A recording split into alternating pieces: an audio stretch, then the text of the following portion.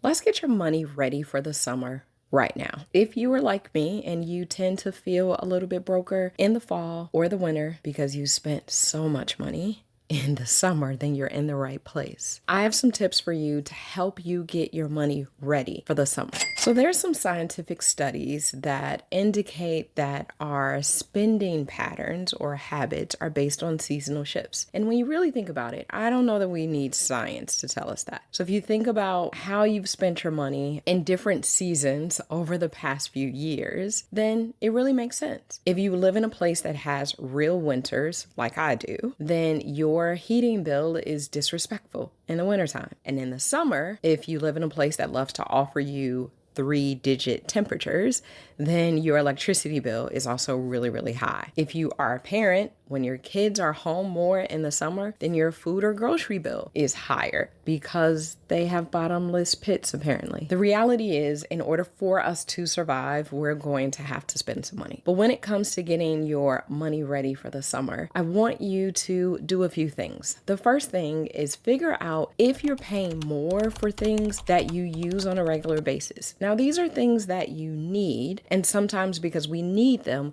we lose sight of how much money we really should be spending on these items. There are 3 major categories that cost us a lot of money. The first one is housing. I've been in the finance space for over 20 years, so I know that the standard guidelines say that our housing expenses should run about 30 to 35% of our net pay. Now, this is never as cut and dry as it sounds because the cost of living varies significantly across the country. However, when it's possible, you should take a look at if there's an opportunity for you to cut your housing expenses. Now, this can look very differently depending on your situation, but if you happen to be in a circumstance that you need to make a move this summer, for example, then keep that number in mind, that 30 to 35% number. You also might want to consider downsizing. What? No! Now, I know that it's not always possible for very logical reasons. However, very often when we even hear the word downsizing, it's something that we resist because of appearances or quite possibly pride. I have downsized at different points in my life just because it made sense and I wanted to save money. And I know different people, friends, family, and even clients of mine have chosen to downsize to save money. And it doesn't mean that the downsizing has to be permanent. It could be a temporary thing, and maybe you're upsizing in the future. I don't know if upsizing is a thing, but let's just go with it. The next biggest expense is usually the amount of money we're spending on our cars. So if you live in a city or an area that requires you to have a car, then car payments can take up a big chunk of your money. Again, the standard guidance is that your car payments should be 15 to 20% max of your take-home pay. So if you find yourself in the market for a car this summer, then perhaps you need to keep that in mind when you're shopping. Now, those 2 big assets,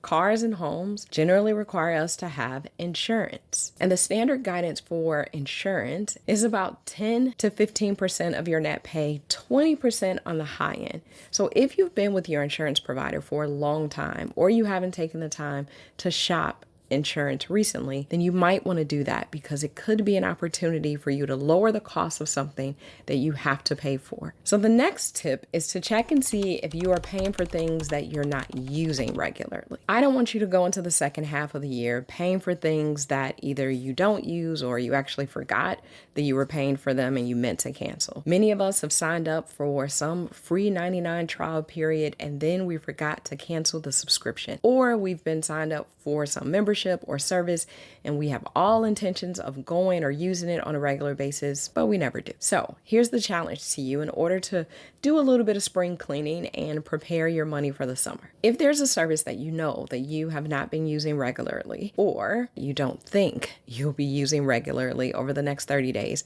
then I want you to put a reminder in your calendar as soon as you finish watching this video that says that you will cancel that thing 30 days from now. So when the reminder pops up and you think about out, have I used this service? Did I go to that place? And the answer is no, then you need to cancel that. Guess what? If you cancel it and you find that your schedule opens up and there's opportunities for you to go, or you just miss having the option to use it, then you can sign up again. And it's not going to be as painful as you think it is. But I know it's only $13.99 here, $6.99 there. I'd rather you have that in your pocket than the companies have it in their pocket and you're not even using the service. Now, if the idea of tracking your expenses or trying to figure out what all of your subscriptions are feels overwhelming, then I have something for you. The great thing is modern technology allows us to do a lot of things with our money and make our lives very easy. And I am not a tech savvy person, but I appreciate all of the tools and websites and apps that are available for us to do just that. And because of that, we have done all the research on the important categories in your life, whether it comes down to paying down debt, budgeting your money, saving more, investments, you name it, to figure out what are some of the top tools that you can use.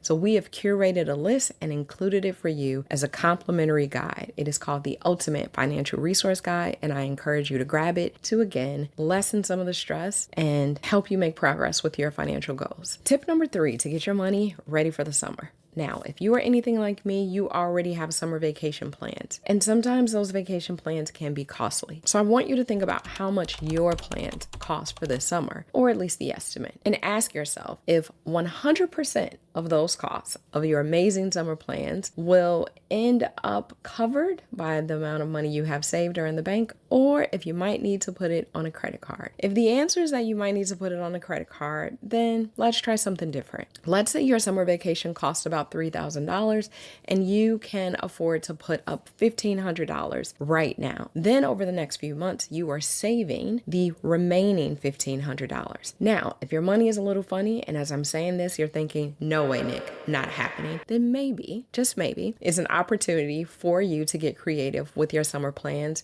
and change them a little bit. This is something that I've had to do myself.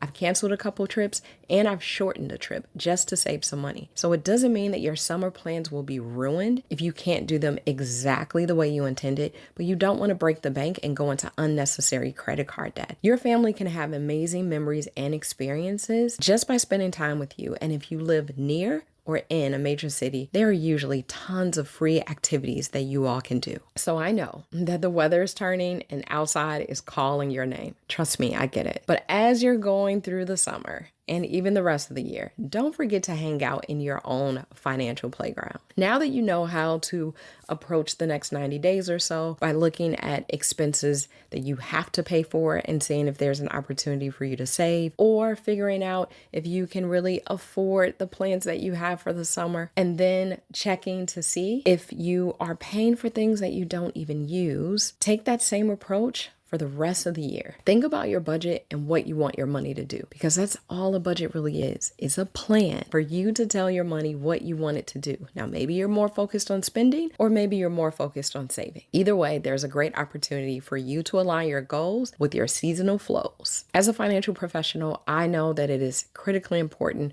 for you to balance your priorities, present and future. So I'm asking you to take firm hero action and tackle your financial tasks by turning them into manageable missions that don't feel so overwhelming. Grab the Ultimate Financial Resource Guide and take advantage of the work that we've done to create the curated list so you can see what modern websites, tools, and apps are available to help you on their journey. I'm Nikki Tucker with A Firm Approach, and I'm dedicated to teaching women how to protect their financial security pre and post divorce.